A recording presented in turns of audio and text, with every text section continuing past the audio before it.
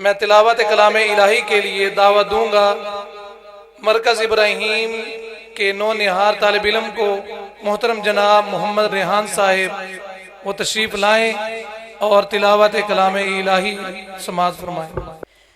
अऊज़ु बिल्लाहि मिनश शैतानिर रजीम।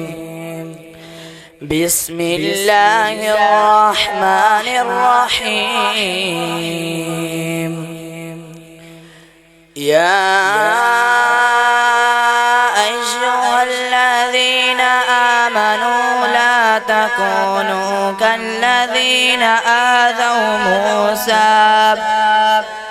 آذوا موسى فبرأه الله مما قالوا وكان عند الله وجيها يا أيها الذين آمنوا اتقوا الله وقولوا قولا سديدا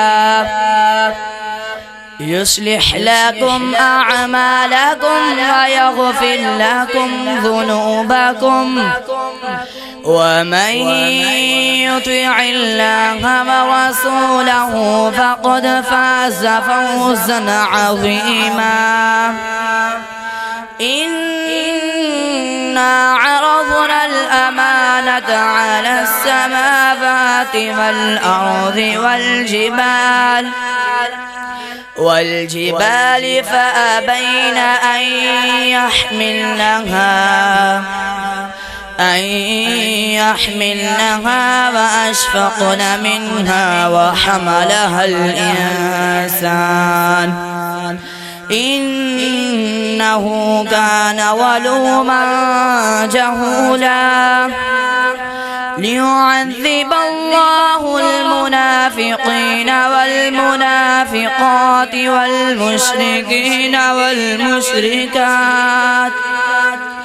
والمشركين والمشركات ويتوب الله على المؤمنين والمؤمنات وكان الله غفورا رحيما।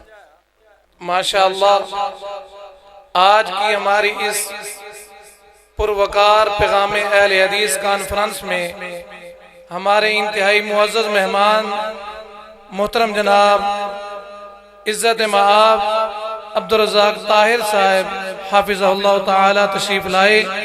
हम उनको मरकज़ इब्राहीम की तरफ से और पूरी जमात की तरफ से अहलन व सहलन मरहबा कहते हैं, खुश आमदीद कहते हैं। और तमाम मेहमानाने गिरामी से इल्तिमास है जो बाहर पंडाल से हैं उनसे गुजारिश है वो अंदर तशरीफ लाएं ताकि जल्द अज जल्द प्रोग्राम का आगाज किया जाए।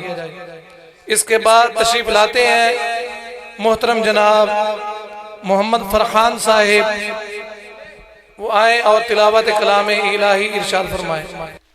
أعوذ بالله من الشيطان الرجيم بسم الله الرحمن الرحيم إن الذين كفروا لن تغني عنهم أموالهم ولا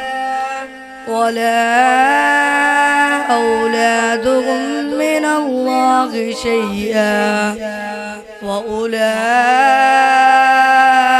هم وقود النار كدأب آل فرعون والذين من قبلهم كذبوا بآياتنا فأخذهم الله بذنوبهم والله شديد العقاب قل للذين كفروا ستغلبون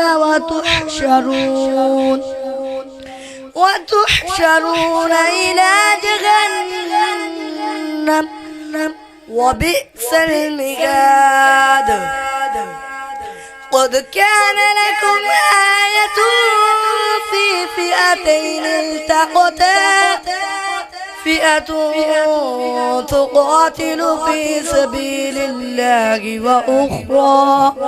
وأخرى كافرة يرونهم مثليهم رأي العين والله يؤيد بنصره من يشاء إن في ذلك لعبرة لأولي الأبصار.